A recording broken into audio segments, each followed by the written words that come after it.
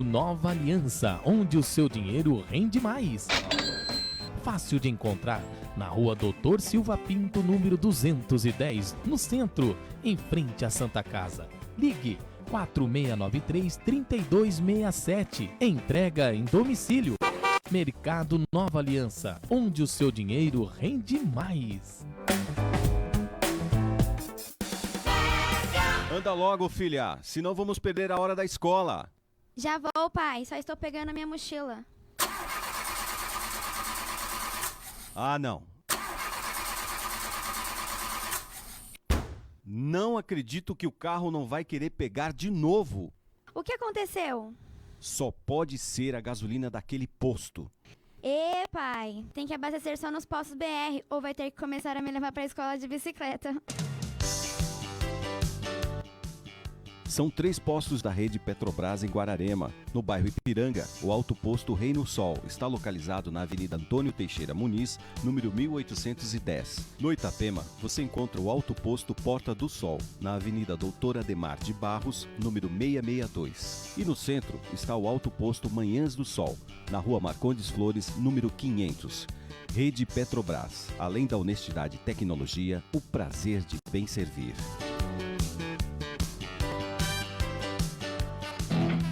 Tudo que você pede, a Mega toca pra você. 879.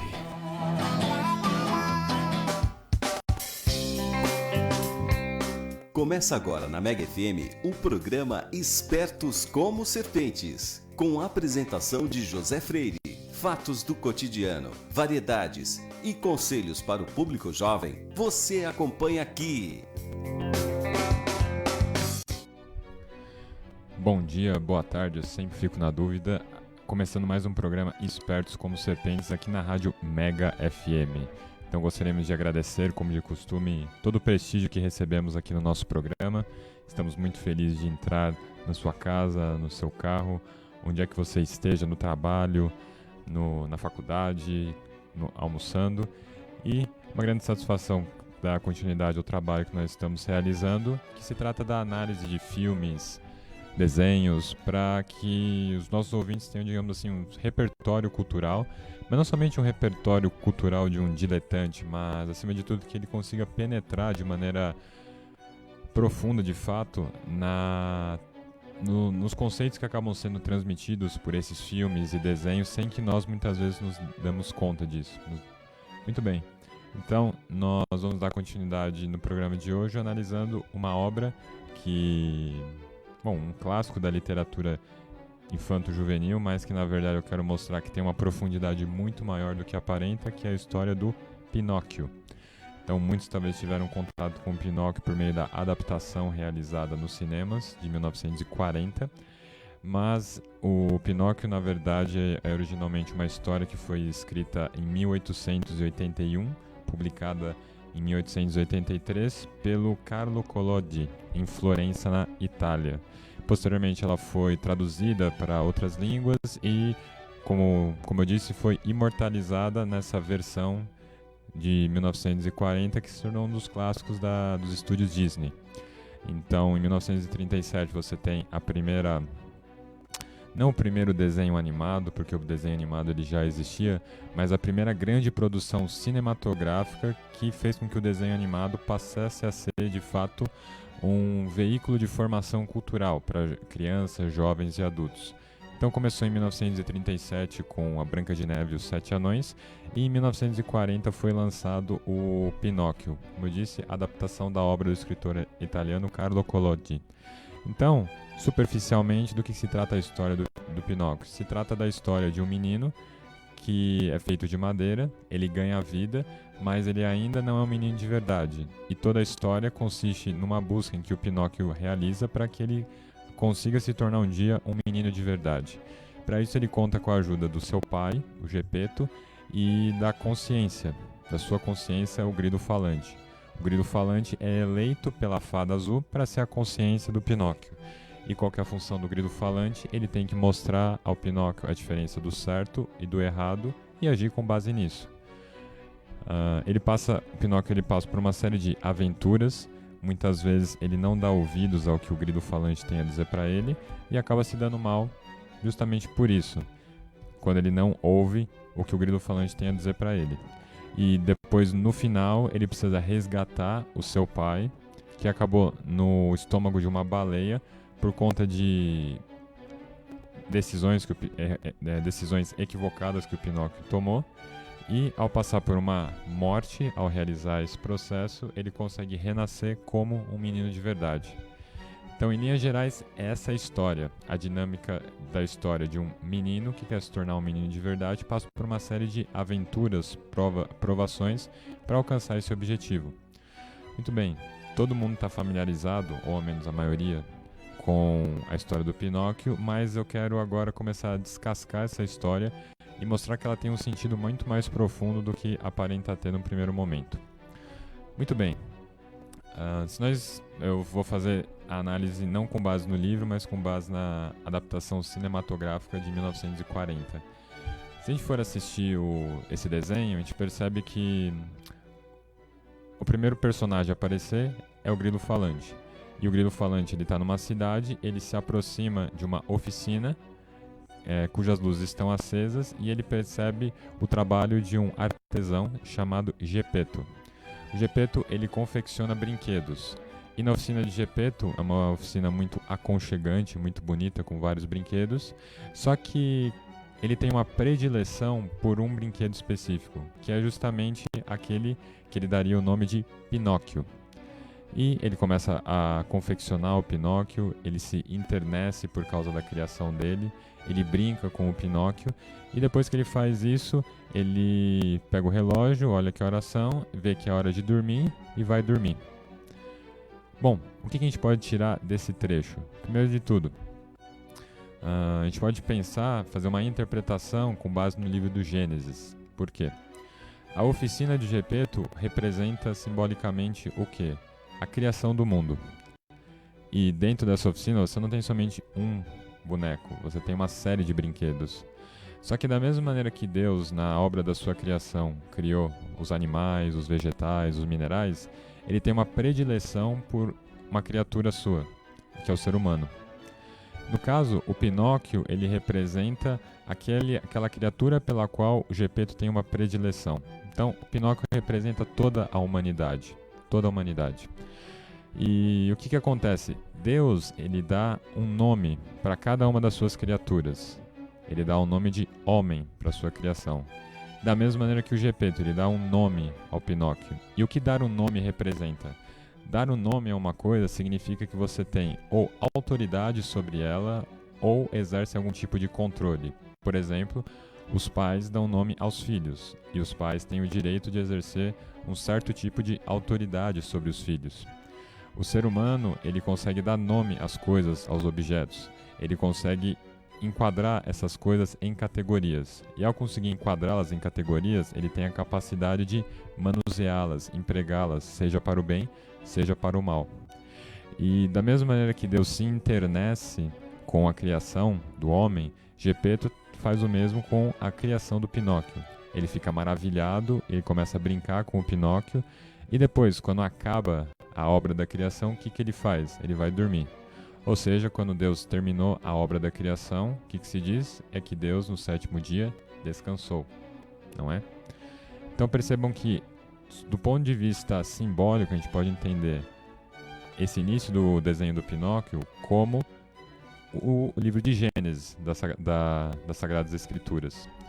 Muito bem, e uma vez que... Só que Deus, ele descansa, mas é um descanso, digamos assim, ativo. O que significa isso? Antes de dormir, o Gepeto, ele faz um pedido. Ele faz um pedido para uma estrela, e o pedido consiste no seguinte: para que essa estrela dê vida ao Pinóquio. Ele ama tanto a sua criação que ele quer que a sua criação ganhe vida. E de toda a sua criação, de todas as suas criações, a que ele quer que ganhe vida é precisamente o Pinóquio. E durante a noite, o que acontece? O Gepeto é visitado, sem que ele perceba, por uma fada que concede o dom da vida ao Pinóquio. E ela faz uma promessa: se você mostrar que é valente, generoso, um dia você será um menino de verdade. Em que consiste essa promessa? Percebam que essa promessa tem a mesma estrutura que uma bem-aventurança proclamada por Cristo no Sermão da Montanha. Então, bem-aventurados os pobres de espírito, porque deles é o reino dos céus. Bem-aventurados os puros de coração, porque verão a Deus. Perceba que toda bem-aventurança tem uma estrutura de se você fizer alguma coisa, então você vai ter outra. Ou seja, se você provar que é valente e generoso, um dia você se tornará um menino de verdade. Então, é uma proposta que a Fada Azul dirige ao Pinóquio e faz nascer nele a esperança. Esperança como uma virtude teologal, preparando-se para o dia que isso aconteceria. Então, da mesma maneira que a graça atua no ser humano, a graça conta com a correspondência da natureza humana para que ela possa atuar. Mais ou menos como colocar combustível num carro. Um carro não consegue se movimentar sem combustível. Mas se as 4 rodas do carro estiverem furadas, pode ter, o quanto combustível tiver lá, ele não vai conseguir se movimentar. Da mesma maneira o ser humano não consegue se sustentar sem a graça divina. Mas se ele não tiver uma base humana, uma mínima base humana de virtudes, de habilidades, ele não vai conseguir ir para frente também. E a principal coisa que o Pinóquio precisa é a consciência, porque justamente é a consciência que vai contar para ele o que é certo e o que é errado. E toda a história começa sob o ponto de vista da consciência. Por quê? Porque a primeira coisa que acontece com a gente é ganhar consciência da nossa existência. A gente não consegue voltar a nossa história para trás num ponto em que a nossa consciência não está desenvolvida propriamente ainda. Então, a consciência é essa voz interior que nos orienta o que é certo e o que é errado.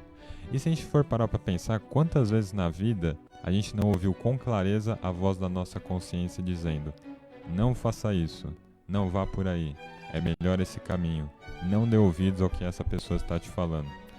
E por mais que nós tentemos elaborar uma série de desculpas, todo mundo, em última instância, consegue ouvir a voz da sua consciência. O ponto é, muitas pessoas suprimiram a voz da sua consciência a determinado ponto que fica muito difícil você discerni-la, porque ela está misturada com uma série de barulhos do mundo. Então, existe um chamado para se tornar um menino de verdade. Ou seja, existe uma natureza que foi corrompida e que precisa ser redimida na ordem da graça para alcançar aquilo que na história do Pinóquio é chamado de menino de verdade. A gente pode pensar também como alcançar a perfeição, a plenitude, a santidade. E é nessa dinâmica que se desenvolve a história do Pinóquio. E o próximo passo é, ele precisa mostrar no cotidiano, ele precisa ser provado no cotidiano que ele é capaz de lidar com as adversidades, as tentações, as provações da vida. E da mesma maneira que o ser humano, ele muitas vezes não lida bem com isso. Tanto que ele acaba indo fazer parte de um circo e ele é preso pelo dono do circo. E ele acaba sendo cativado por essa proposta por conta de um gato e uma raposa. Percebam que a figura do gato e a raposa sempre é suscitada em histórias como aquela criatura que tem uma certa artimanha, que é malandra. Então a figura do gato e da raposa é muito significativa também porque aponta para a natureza das tentações do mundo. A sutileza, a perversidade muitas vezes, sem que a gente perceba. Muito bem. E qual um dos grandes empecilhos, obstáculos para ouvir a voz da nossa consciência? O barulho.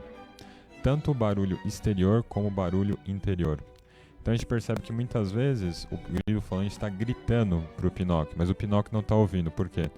Porque ele está demasiadamente atento àquilo que o mundo está dizendo para ele. No caso, a raposa e o gato. E uma das coisas que, na verdade, é uma virtude que é difícil enxergar hoje como tal, muitas pessoas não conseguem, é o silêncio. O silêncio é um tipo de virtude. Mas o silêncio é algo muito misterioso. Por quê? Porque estar silencioso não é simplesmente calar-se.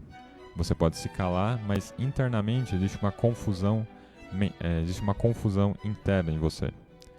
Ao passo que, às vezes, você pode estar num ambiente que é até barulhento, mas você se sente silencioso internamente. Então existe essa relação paradoxal entre o silêncio exterior e interior. Mas sem dúvida o silêncio exterior ele conflui para que nós alcancemos o silêncio interior também. E quantas vezes você não encontra pessoas que simplesmente não aguentam ficar em silêncio? A pessoa tem que estar ouvindo alguma música, tem que estar entre pessoas. E a ideia do silêncio como um encontro pessoal consigo mesmo foi abandonada por muitas pessoas. Porque muita gente às vezes não consegue, não aguenta olhar para a própria consciência. E isso é bem problemático. É profundamente problemático numa sociedade em que você tem índices de depressão e suicídio alarmantes.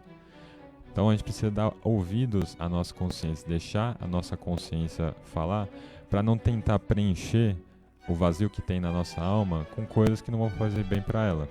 Então o Pinóquio ele tenta preencher o vazio que ele tem dentro dele de uma série de maneiras desordenadas, por meio de um prazer desordenado, a busca pela fama.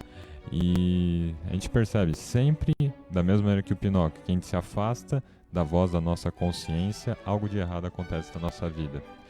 E como que a gente remedia isso? Como que a gente dá ouvidos à voz da nossa consciência e como que o Pinóquio conseguiu superar isso? A gente vai descobrir isso daí depois do intervalo. Não saiam daí. De Guararema para todo o planeta. Mega 879. Graxinha Autopeças e a hora certa. 12h44. Falhas na partida do seu carro? O consumo de combustível aumentou? Danos no filtro de combustível, nas velas e bomba do motor? Perda de potência? Xiii! Acho que está na hora de abastecer em um local de confiança, hein? Vá até os postos da rede Petrobras em Guararema. Neles, você encontra combustível com qualidade garantida, além da maior linha de óleos, filtros e aditivos da cidade. E pode confiar, lá não entra gasolina formulada. São 3 postos de confiança na cidade. No bairro Ipiranga, o Alto Posto Reino Sol está localizado na Avenida Antônio Teixeira Muniz, número 1810. No Itapema, você encontra o Alto Posto Porta do Sol, na Avenida Doutor Ademar de Barros, número 662. E no centro está o Alto Posto Manhãs do Sol, Rua Marcondes Flores, número 500. Rede Petrobras. Além da honestidade e tecnologia, o prazer em bem servir. Mega! Música boa, informação e bom humor. Você pode ouvir no mesmo programa. Mega Festa. Domingo às 10 da manhã, ao vivo. Vem pra festa. Mega. Diferente e surpreendente. Tudo de bom. Muito bem, estamos de volta. Estava observando aqui no intervalo que o Pedro estava falando no celular e o nariz dele começou a crescer. Não pode contar mentira, viu, Pedro? Não pode contar mentira, viu? Brincadeira, gente. Então, vamos lá. Então, retomando. Qual é a chave de interpretação que eu estou usando aqui para entender a história do Pinóquio? Começando tudo no livro de Gênesis. A obra da criação que se revela, o trabalho de Deus que se torna criatura e o fato de que essa criatura precisa passar por um processo de aperfeiçoamento. E esse aperfeiçoamento se dá por meio da eleição do grilo falante como a consciência dessa criatura chamada Pinóquio, pela qual Deus tem uma predileção, e um chamado à aventura para que o exercício de virtudes, tanto humanas como teologais, se realize no cotidiano.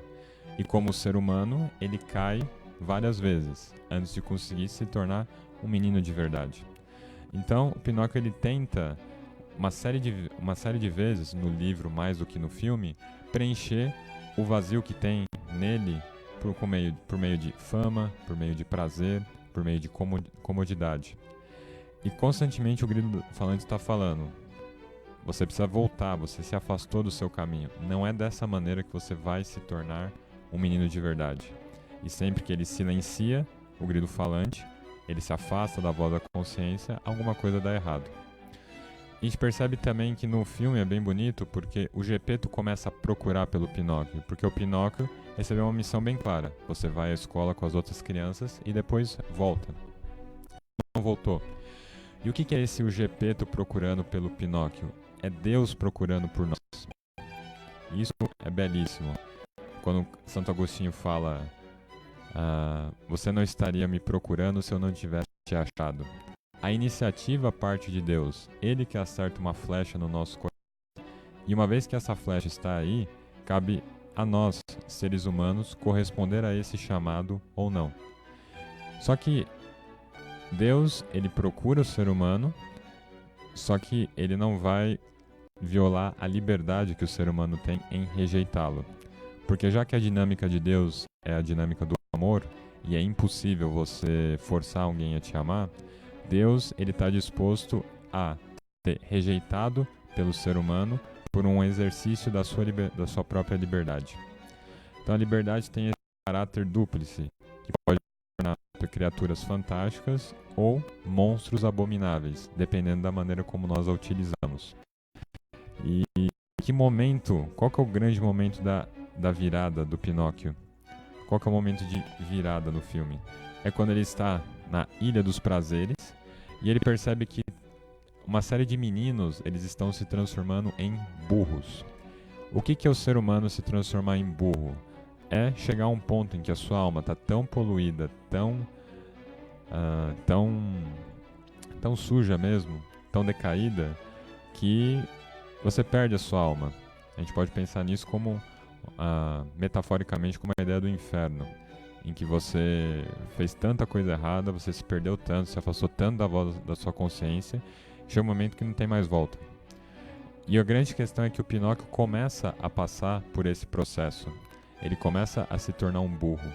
E só no momento em que a consciência, o grilo falante, volta para resgatá-lo e tirá-lo da Ilha dos Prazeres, é que esse processo se interrompe. Mas ele tem que lidar com o quê? Um par de orelhas de burro e um rabo. Então, é a condição do ser humano, em que um ser humano que não é um anjo, não é perfeito e não é um animal.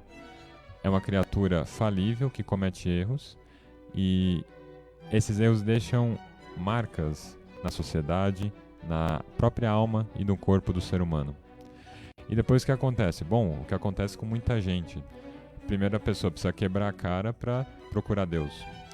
E quando o Pinóquio quebra a cara, que ele tenta voltar para a casa dele. Só que ele percebe que Deus não está mais lá. Ele tenta reassumir um papel que é incapaz de ser reassumido porque as circunstâncias nas quais ele se encontra são muito diversas. O que isso quer dizer? A gente às vezes se afasta tanto de Deus, tanto, que é como se a gente pegasse Deus, colocasse dentro de um baú, colocasse num porão, num sótão, deixasse lá. E o que acontece na história? Deus, ele acaba... Não, tô misturando, né? O Gepeto, Deus, ele acaba procurando o Pinóquio, só que ele acaba sendo engolido pela baleia monstra. E é interessante a presença dessa baleia, porque isso recorda o livro do profeta Jonas, no Antigo Testamento. Então, Jonas, ele era um profeta que foi escolhido por Deus para evangelizar os cidadãos de Nínive. Ele recusa atender a esse chamado, ele entra num barco e os demais navegantes, eles acabam oferecendo Jonas como sacrifício para uma baleia. Então, um tipo de barganha. Eu ofereço Jonas para que ele morra por nós, para que nós não tenhamos que morrer. E daí no Antigo Testamento, ele depois de alguns dias sai da boca da baleia de forma miraculosa e vai evangelizar a cidade de Nínive.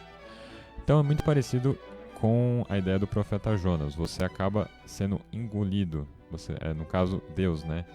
Deus acaba sendo engolido por algum monstro interior que você tem aí. E o que você precisa fazer? Você precisa um tipo de resgate. Você precisa resgatar quem tá aí dentro. Aquele pedacinho que Deus te deu, a sua personalidade genuína que você acabou enterrando embaixo dos seus escrúpulos, da sua sensualidade, da sua rigidez. E não é um processo prazeroso. É muitas vezes algo bem doloroso. E como que você faz isso? Bom, terapia, confissões, análises, assistir bons filmes, assistir o programa Espertos como Serpentes, um pouco de tudo. Tem que usar toda uma artilharia pesada. Bom, e o que acontece? Bom, uma vez que Deus é resgatado, que aquela fagulha que Deus colocou na sua alma é resgatada, é tirada da boca da baleia, essa baleia quer vingança. Então ela corre atrás de você.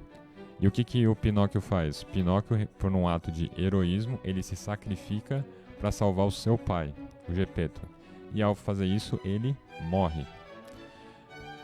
E daí, aquele momento, quando você é criança, você começa a chorar, né? Por isso que muita criança às vezes não quer ver o desenho do Pinóquio, porque você fica muito triste, porque ele acaba morrendo. Só que daí a gente percebe o quê? Que alguma coisa acaba acontecendo, né? Então, qual que era a promessa da Fada Azul? Se você provar que é valente e generoso, um dia vai se tornar um menino de verdade. E teria prova de valentia e generosidade maior do que abrir mão da sua vida por uma outra pessoa? Eu acredito que não. Então, ao abrir mão da sua vida pelo Gepeto, o Pinóquio, ele realizou na sua vida a bem-aventurança apresentada pela Fada Azul. Consequentemente, qual foi o prêmio? Ele recebeu a graça de se tornar um menino de verdade. E essa é justamente a dinâmica da cruz. A dinâmica da cruz. A cruz que outrora foi um sinal de vergonha. Então, um cidadão romano, por exemplo, não poderia ser crucificado. Se alguém era crucificado, isso era motivo de humilhação. Com a ressurreição de Cristo, passa a ser um sinal de vitória. E cada um de nós, na nossa vida, se nós queremos passar por um processo de ressurreição, porque convenhamos, se todo mundo parar para olhar dentro da sua alma, você vai perceber que a morte é algo muito estranho, que a gente não quer morrer. A gente gostaria de viver, mas viver num lugar melhor do que o qual nós estamos, um lugar melhor do que este mundo. A gente vai parar para perceber que a gente precisa passar pelo mesmo processo se nós queremos nos tornar meninos de verdade. Ou seja, se a gente quer se despojar do homem velho e acolher o homem novo, como diria São Paulo, o meio para fazer isso é a cruz. E daí o pessoal tem medo, porque a gente foge da cruz da mesma maneira que o demônio foge da cruz, né? Mas a gente tem que lembrar que é a cruz de Cristo, então é uma cruz leve. É uma cruz que vai, no final das contas, nos santificar. E vamos começar vivendo as cruzes do cotidiano. Então, você planejou todo o seu dia e aconteceu alguma coisa no início da manhã, recebeu uma notícia que jogou fora todo o seu planejamento. Trânsito, você ficou horas parado no trânsito. Seu filho acordou de madrugada, você teve que passar 3, 4 horas dando remédio para ele. Bom, se você quer se encontrar com Cristo, vamos começar encontrando com Cristo nessas cruzes do cotidiano, né?